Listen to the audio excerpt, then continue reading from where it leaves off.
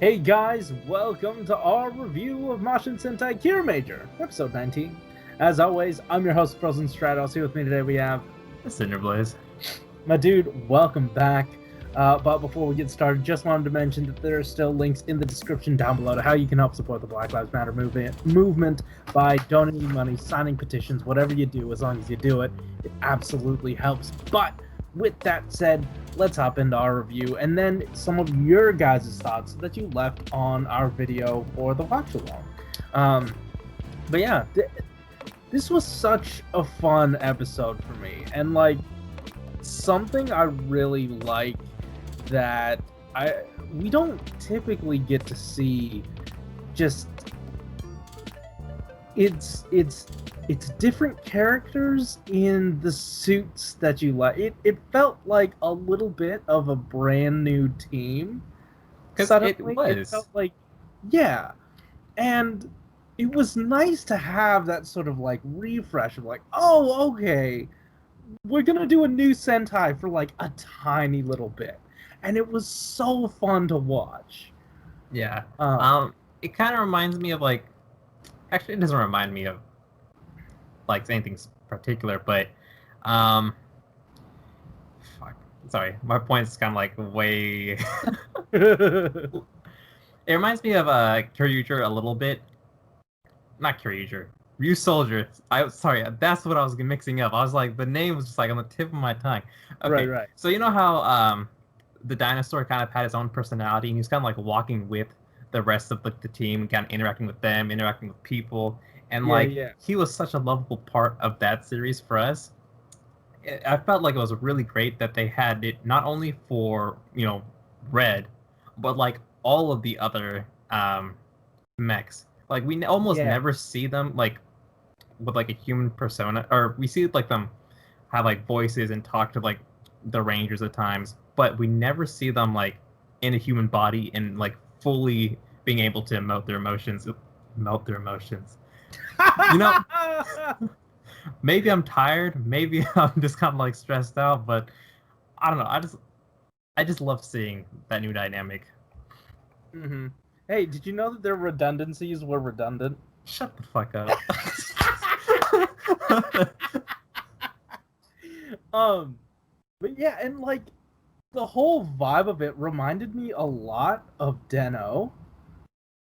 Like just Mm-hmm, mm-hmm. Red, that really shy kid, and then you get the boisterous sort of. It was such a fun dynamic to play with, and even the kid of the week really helped inform the relationship they all had with their mechs that like you see in play but you don't recognize until they point it out here, and it makes a lot of sense that they're always encouraging them and it helps them shine, and this sort of switcheroo helped them all shine the brightest, and it was just a beautiful thing to watch when um when he was talking about art and just sort of saying like, hey, appreciate and encourage others uh, to help them do their best. It was such a good message, and it didn't feel heavy-handed at all,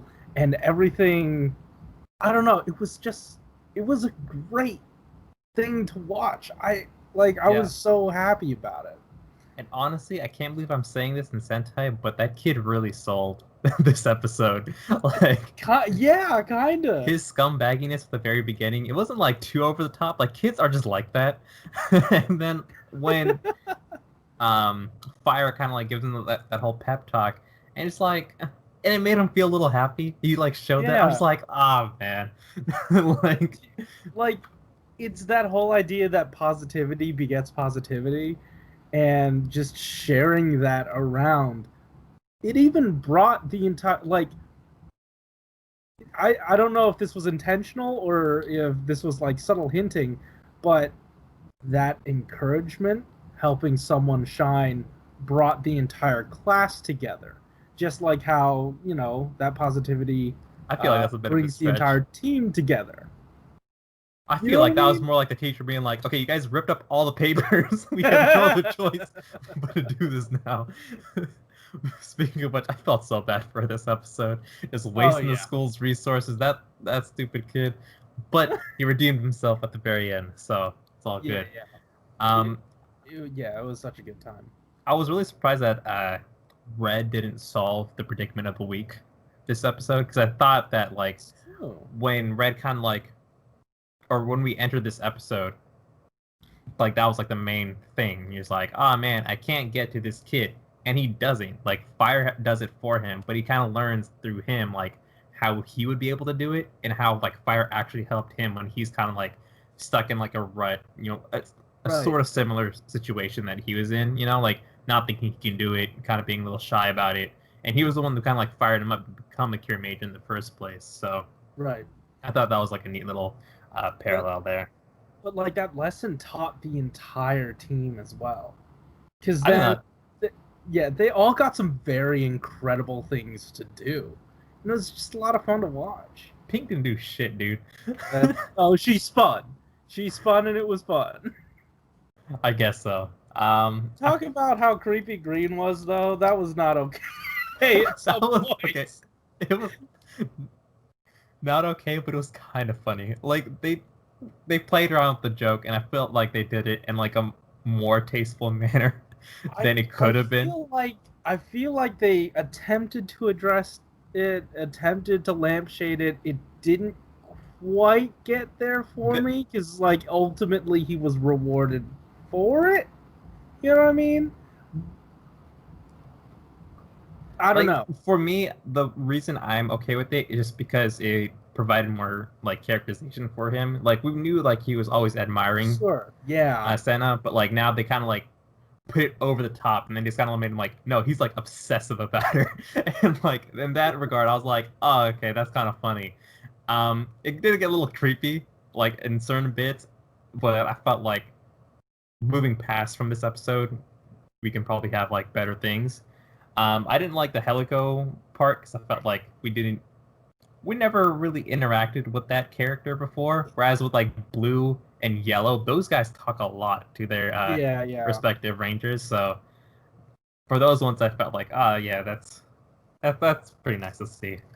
hmm Yeah. Absolutely. It would have been nice to like um have her run off to be like, "Hey, I'm gonna go do surgery now," and then someone catches her or something. Like, no, no, you're not leaving this base. Yeah, she Um, finds like one of those was it like electric saws, like little small ones oh with my god. this thing just it's like, oh, I know what this is. No. Oh yes, spin. But yeah. I don't know. Did you have any more thoughts before we move on to our comments this week? No, I'm good. All right, cool.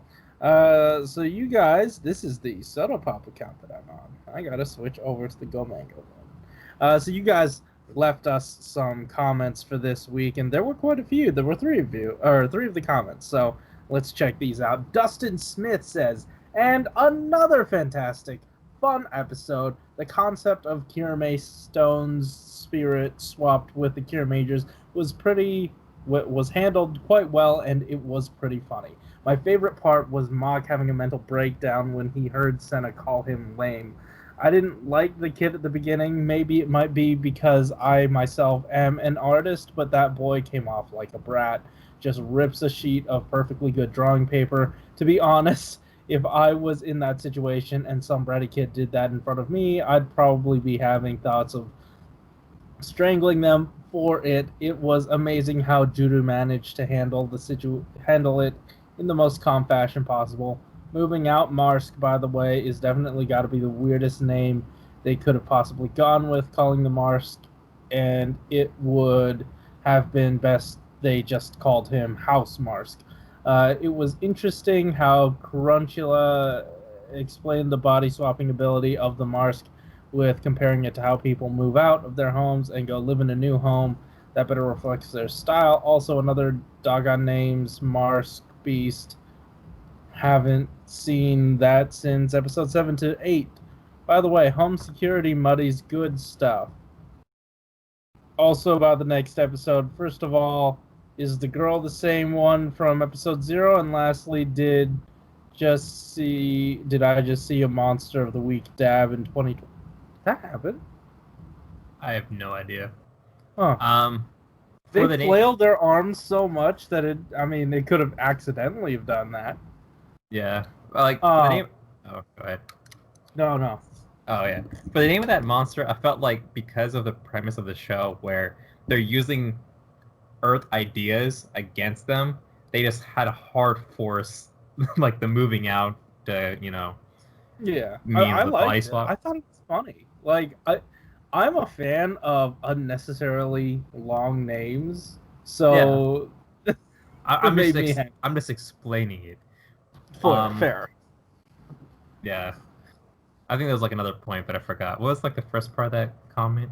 It was about having another fantastic and fun episode. Mock having a mental breakdown when Senna called him lame. That was neat. Like what you were saying, we got some characterization out of him that we otherwise wouldn't have. Right. Yeah. So it's about the kid. So I think the thing that pissed me off the most was that it was like really nice paper. If it was like cheap, like copy paper, I probably wouldn't have cared as much. But because it was such a nice piece of paper that you ripped like twice, I was just like, oh my god, like someone stop this monster. Like, yeah. All right. Next up, we got Tommy Lulu in the chat who says, I like how this week for Kiramager was fun episode and this week's 01 was depressing. It's a nice balance. Hey, that's fair. Yeah. It's called juxtaposition, I guess. I guess they just sort of have to be there. Andy L says, Mock, you little perv. That self-touching joke killed me. Surprisingly, some of these Kirame stones are pretty childish, but the episode sure is funny as hell. I did not like that joke. They lampshaded it. That was hella funny, though. Like...